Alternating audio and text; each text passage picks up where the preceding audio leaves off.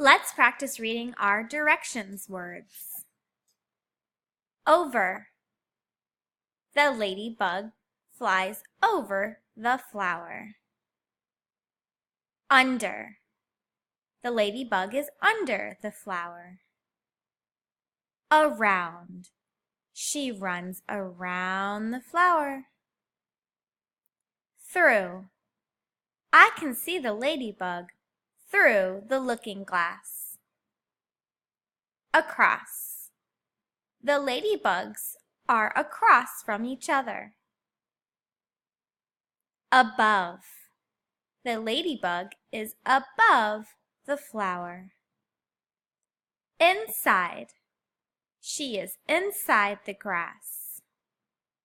Outside.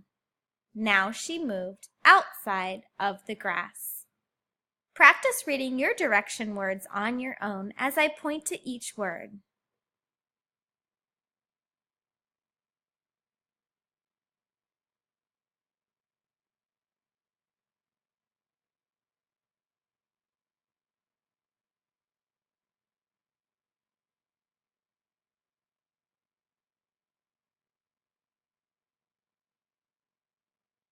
Great job!